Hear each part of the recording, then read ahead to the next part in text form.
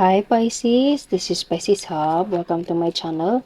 So for today's video, gagawa tayo ng reading for Pisces for the month of October from October 29 to October 31, 2023. Okay, so this reading para to sa tatlong araw for the last week of this month, October. Okay, so reminder lang Pisces na ito ay general reading, so pwede pong mag-resonate sa'yo, pwede pong hindi, okay? And welcome po ang lahat ng gender, so babae, lalaki, LGBT man yung nanonood, and yung mga taong dinidil nyo po, take nyo lang kung mag-resonate, pag hindi, huwag pong ipilit, okay? So, ano po ang magiging gabay, advice for Pisces for this week? From 29 to 31 of October 2023. Okay. Ano po ang mga posibleng mangyari or mga gabay, mensahe ng ating tarot cards for Pisces sa araw na ito, sa tatlong araw? Nine of Pentacles. Wow. Pwede nyo dealing with an earth sign, Pisces, Taurus, Virgo, Capricorn. Ano pa po ang message niyo po for Pisces sa araw na ito? Okay. So, kunin natin to. Knight of Pentacles and Queen of Swords. Okay. So, meron tayo ditong air sign, Gemini, Libra, Aquarius, especially feminine energy, and Knight of Pentacles. Okay. Earth sign, Taurus, Virgo, Capricorn. Okay, so there's a money involved, Pisces. Okay. Na darating sa'yo. Pwedeng ito ay Ace of Wands. So, there's an opportunity for you to receive these 3 days, Pisces.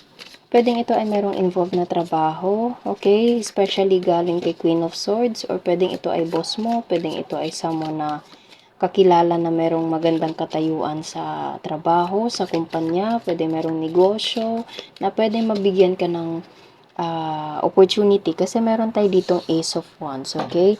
And this card represents us, pwedeng ito ay about opportunity, especially kung ginagamit yung kamay, kasi meron tayo ditong kamay, okay? Or pwedeng merong involved na kahoy, or bahay, pwede din, okay? Or building. And also, pwedeng ito ay love din, kung hindi ka nag-expect ng opportunity or trabaho, pwedeng ito ay love, commitment, galing kay Queen of Swords, okay? So, pwedeng matagal mo tong hinintay. So, merong nag-flip dito. Ten of Swords and King of Swords. Okay. Okay. So, pwedeng there is someone na kakilala mo, Pisces, especially si King of Swords, na parang siya yung hahadlang sa kung ano man yung ibibigay ni Queen of Swords sa'yo. Okay? Or there is something na parang itong taong to is hindi mo pinagkakatiwalaan or something na meron tong ginawa dati sa'yo. Okay? Kasi nakikita nyo, meron tao dito nakadapa and nakatusok lahat ng sword sa likuran niya. Okay? And itong si King of Swords is meron siyang hawak mismo na sword. Okay? So, pwedeng isa siya o siya yung gumawa nito sa'yo. Okay? So, nagulat ako nung pagka-flip nito. Okay, so pwede nyo dealing with the Gemini, air sign, Gemini, Libra, Aquarius. Okay, meron tayo ditong dalawang malakasang air sign. Okay, so there's a hindrance for this Ace of Swords na ibibigay. It's either si Queen of Swords or si King of Swords magbibigay sa'yo, okay? Again, vice versa po ang gender. Wala po tayong gender specific, okay? So, there is someone na merong tiwala sa'yo and merong isang tao din na parang hahadlang.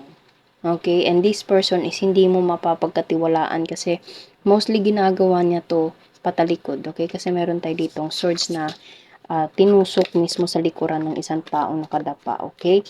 So, ano po, sige nga, medyo na-intriga ako dito sa dalawang cards na lumabas dito, okay? Bakit? Bakit po merong ganito? Okay. So sobrang dami naman po, sobrang dami. Hindi natin 'to kukunin Pisces, sobrang dami, okay? Gusto ko lang po mga siguro hanggang 3 na cards. Okay.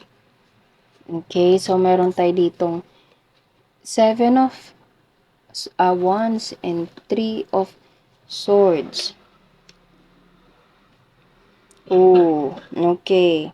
So, meron ditong parang ng black or there is something na binigyan mo ng hindrance, binigyan mo ng parang feeling ko parang boundaries. Sa nararamdaman ko, ito yung ibibigay mo because of this person's intention towards you. Okay? Especially kung hahad lang siya sa kung ano man yung darating sa'yo na Nine of Pentacles and Knight of Pentacles. Okay? Galing kay Queen of Swords na merong tiwala sa'yo. Okay? So, parang be grateful, do everything what you can, do all your best Pisces, and wag mo hayaang manaig etong kung ano man tong intensyon na merong etong taong to ginawa sa iyo, okay?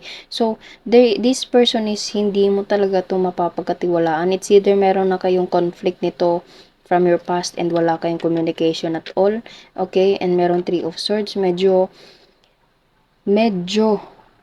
mabigat itong energy between this King of Swords and you, Pisces. Okay, so be careful lang sa kung sino man tong hahad lang sa kung ano mga opportunity na ibibigay dito, okay?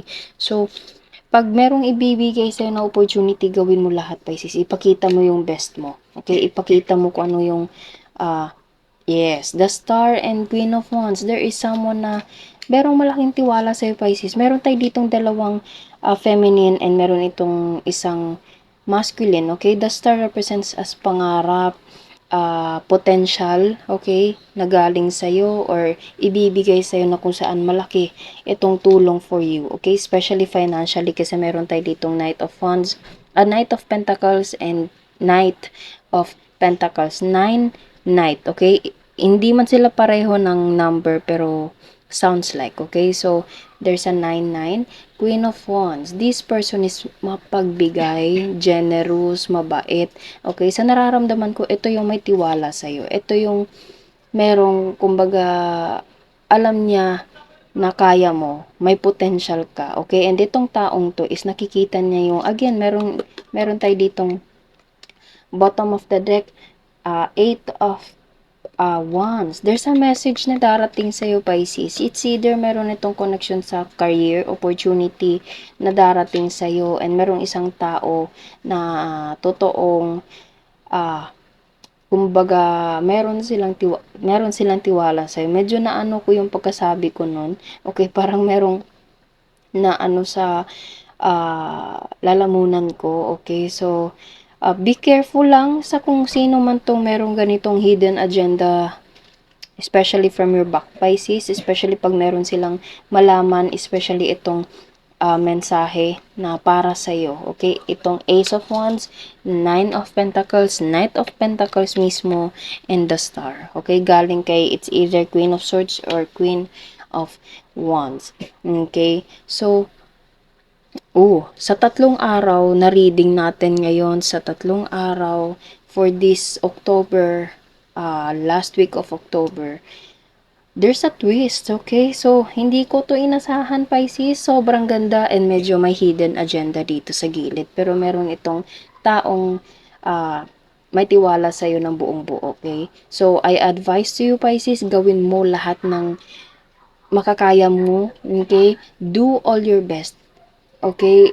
And wag mo tong alalahanin, okay? Kasi always kung sinasabi, Pisces, everything happens for reason, and kung para sa'yo, walang makakapigil, okay? Kahit ano man yung gawin nila sa'yo, pag hindi para sa kanila and yung opportunity na yun is naka-deliver, naka-address para sa'yo, wala silang magagawa dun, okay?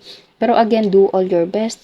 Ipakita mo kung ano yung potential mo, ipakita mo na kaya mo. Okay? And you deserve this kind of opportunity na darating sa'yo, Pisces. Okay? So, Nagulat ako sa sa twist ng reading natin ngayon, pero I know Pisces, you can do this. Okay? Alam kong magagawa mo ito and matatanggap mo ang magagandang opportunity, pera na darating sa'yo. Okay? So, yun lang po Pisces ang ating reading from October 29 to October 31, 2023. Naway nagustuhan niyo po. Huwag niyo po sanang kalimutan na mag-like at mag-subscribe po sa ating channel. And click the bell button Pisces para ma-notify po kayo sa next videos natin. Okay? Thank you, Pisces, and God bless.